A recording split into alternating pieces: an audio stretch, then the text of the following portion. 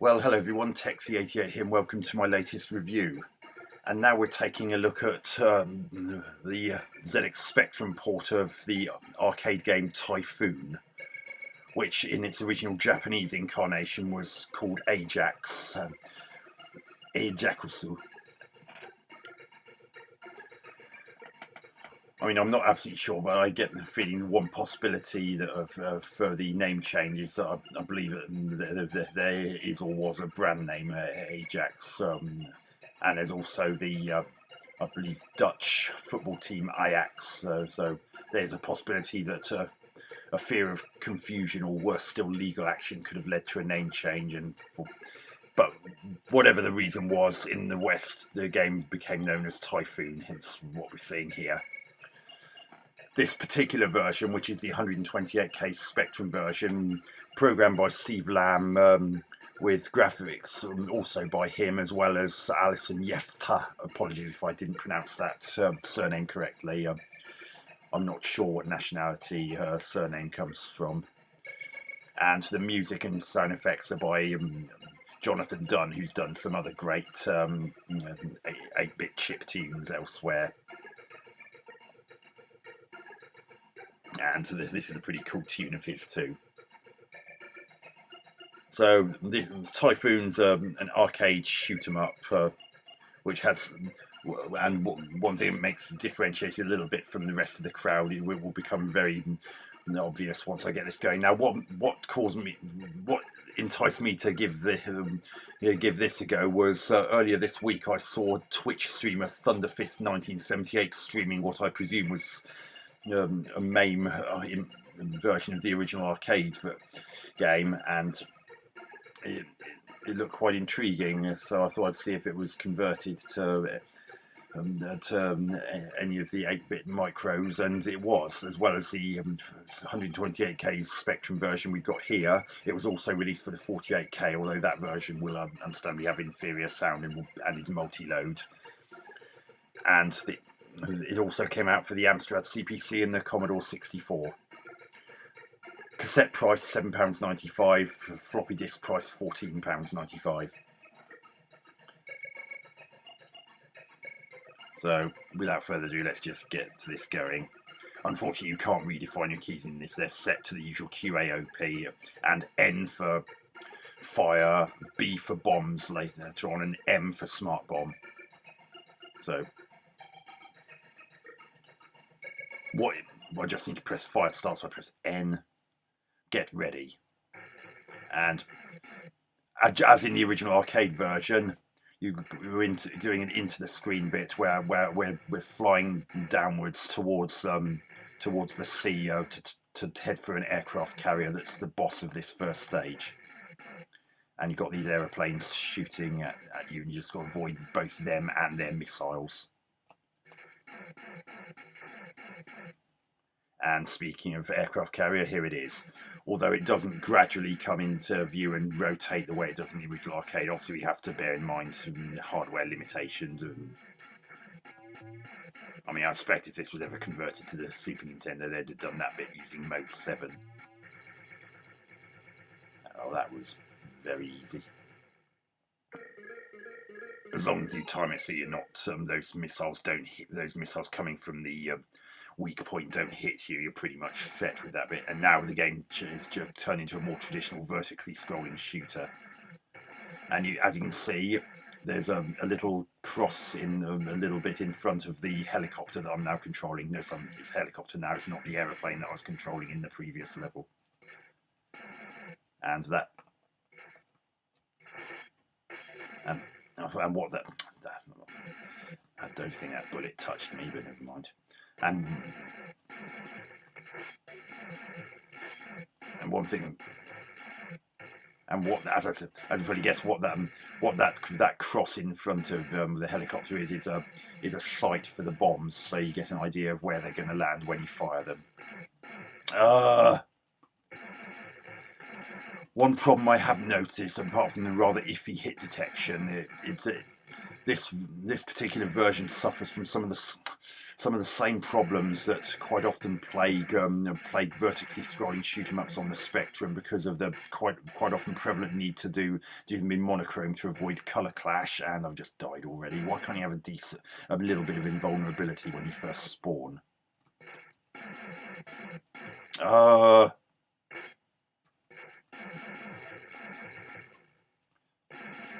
And as I was saying about vertically scrolling and monochrome is that sometimes things and bullets can be a little bit hard to see. It's not as bad as Gemini Wing, but it's still a bit of a problem.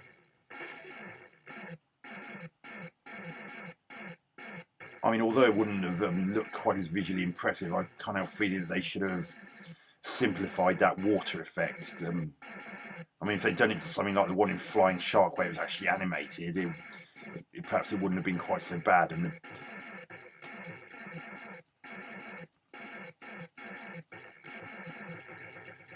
that's that boss taken care of. And another problem is the bosses that I've come across so far seem to be very easy in stage 3.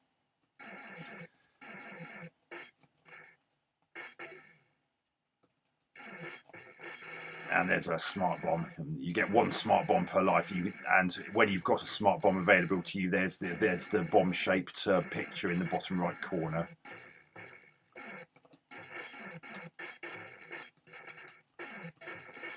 And another problem I have is sometimes the controls aren't as responsive as you'd like, and because of the small playing area, it's very easy to get boxed in and trapped. Especially, as I said, the hit detection, particularly the bullets, isn't great. Oh, and there's no delete option where from what I can make out for the high score entry. So if you make a mistake, you're pretty much stuck with the mistake. Again, I would have preferred it if you could just type it in, but I guess having to be as faithful to the original arcade version as possible was probably the reason for it being keyed in the way it is. I mean, it's a Spectrum version. Spectra have keyboards. There is no need for this cyclic method.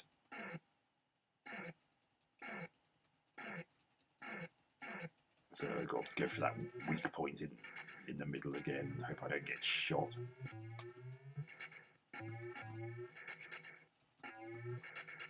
And I can't use a smart bomb on the first level either. Well, it certainly wasn't letting me use it just then. Mind you, the boss is so easy, I don't think I didn't necessarily want to, because apart from those pretty easy to dodge missiles, there's not really anything to particularly cause any problems.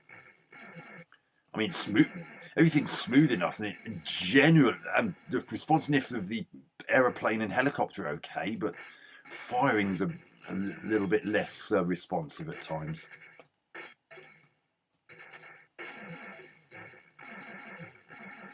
You get some nice explosions when things get blown up. Oh, come on! Ugh. Again, the small playing area problems again. You quite often have to get so dangerously close to things that you don't always necessarily know quite where they're going to fire. It might seem obvious at times, and other times they'll just fire in a direction you weren't expecting. You won't have time to react. Luckily, you get tons of lives in this version because there are no continues. Again, I get killed because there's no invulnerability in this when you first spawn, which means you can get killed very quickly, very easily. Oh, it's getting hard to see bullets. Nice.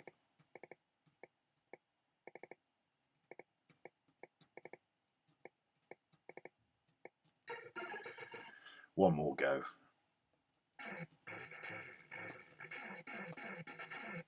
Yeah, obviously this isn't as smooth as the original arcade version. Hardware limitations and all that. And as I said, it's monochrome to avoid color clash.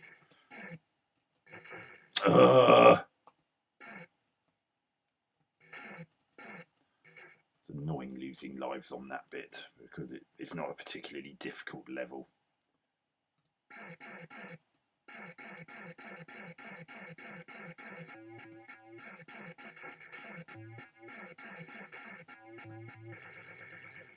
Look how easy that was. Just gradually avoiding that one missile that comes straight upwards from the weak point, and just keep firing, and that's pretty much it. And another thing that's strange is that you can keep the fire button held down in that that airplane bit, and plane keeps firing to a certain extent. You have to repeatedly press fire in order to do the same thing here, and even then it's not that responsive.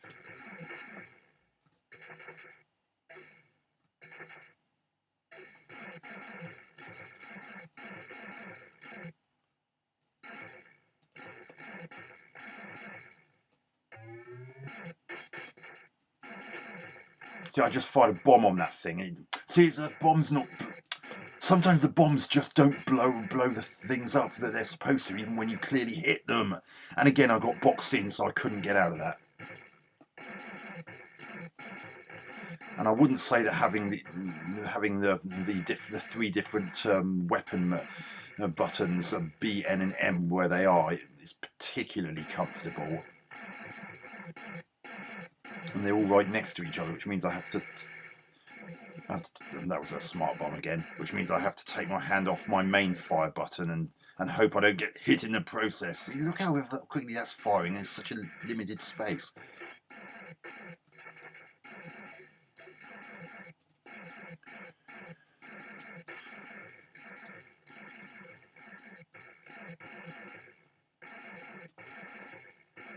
Oh, it's getting hard to see it. It's that hard to see part again.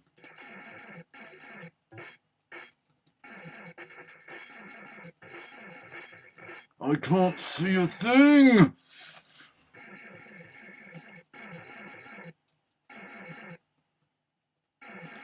And of course I got hit by a bullet that I couldn't really see. And then I lost that weapon that I was using at the time.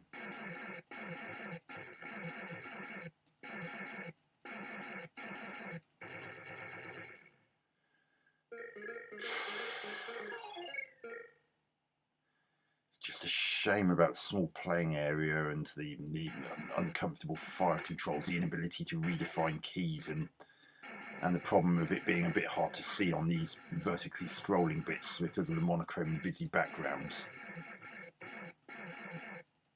and the collision detection being a bit ropey, and sometimes the bombs not actually destroying things even when you clearly hit them. Oh, for God's sake!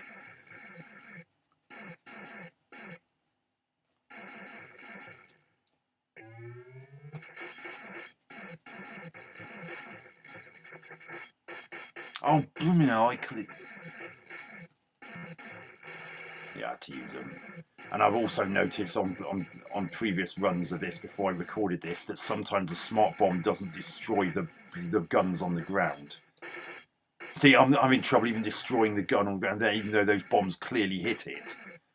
More of that ropey collision detection I mentioned. See, that one hit all right, so why not that other one? He's the boss of stage 3. Oh, I hate those missiles. You never know whether they're going to fire orthogonally or diagonally.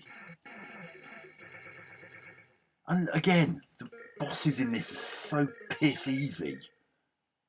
And now this is actually the furthest I've ever got. I've now got another into the screen bit, and I'm hoping I don't die because I want to see a bit more of this than I can. Now this is looking a bit smoother, although the animation on the planes is a little bit jerky, but I can live with that because of the limitations of the hardware. I'm surprised that didn't hit me again. That's more that ropey collision detection. I don't think I can be bothered to go for those planes and just avoid their shots. Ooh. Now is this going to be...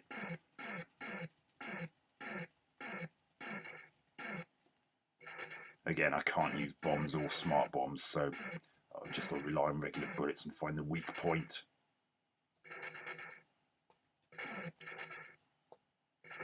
Oh, bugger it. Where's the weak point?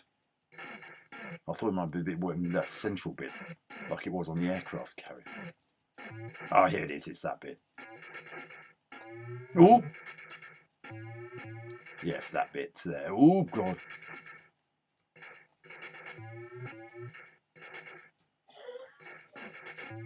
Ooh.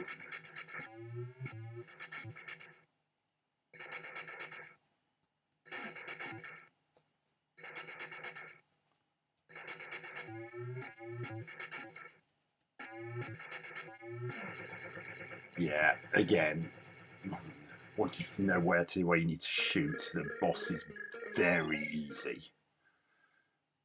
It's just the rest of the game that's oh God, another busy background. All those bullets are really hard to see. And I don't even know what killed me. There's probably something off the bottom of the screen I couldn't avoid because I didn't know it was going to happen.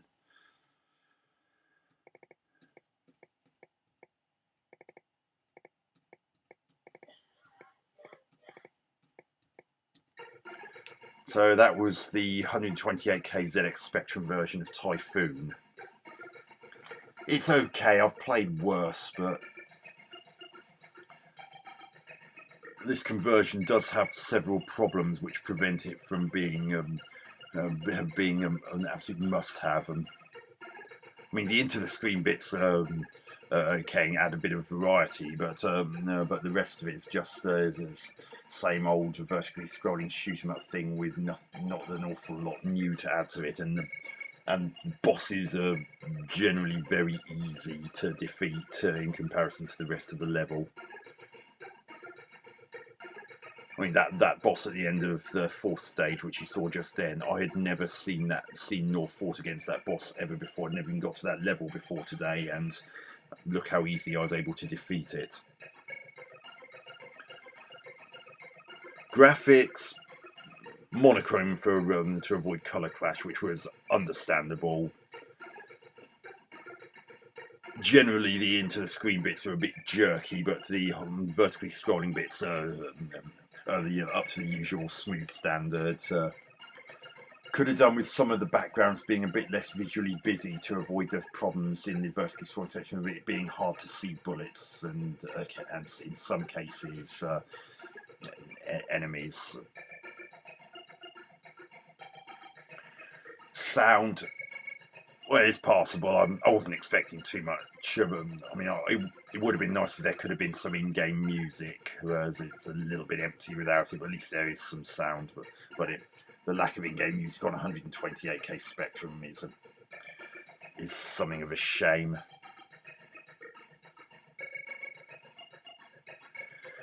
Gameplay. Well, as I said, the problems I mentioned about the busy backgrounds and the monochrome causing problems being able to see from bullets, there being absolutely zero invulnerability when you first spawn to avoid getting killed instantly by something that was nigh impossible, if not actually impossible, to avoid before it hit you and killed you very quickly after losing your previous life. There was also the problem of bombs not blowing up things even when they clearly hit them.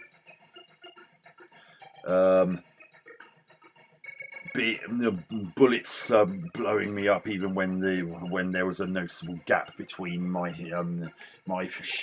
helicopter / plane and the actual bullet itself.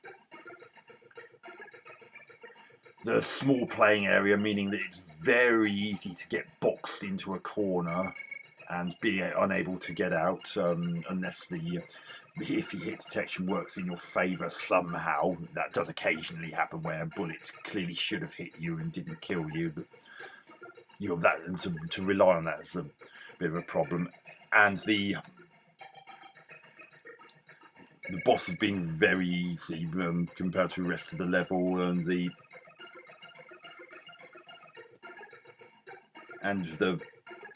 smart bomb not blowing up everything on the screen that it should be.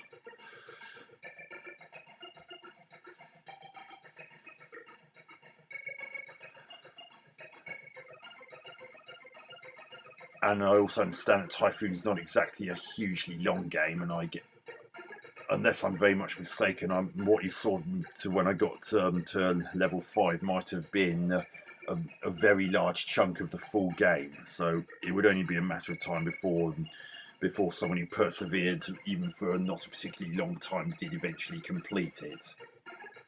And if they paid the disc price of 5p shy of £15, in particular, they might have felt a bit cheated. Even 5p shy of £8 for the cassette version would have made them feel a bit let down.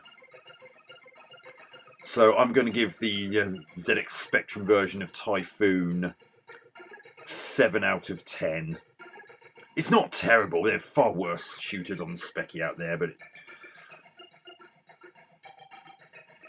generally there's some bits that needed to be worked on to tweak them and a bit better to avoid some perfectly avoidable gameplay issues. So anyway, I hope you enjoyed this review. Hope to catch you on another video soon.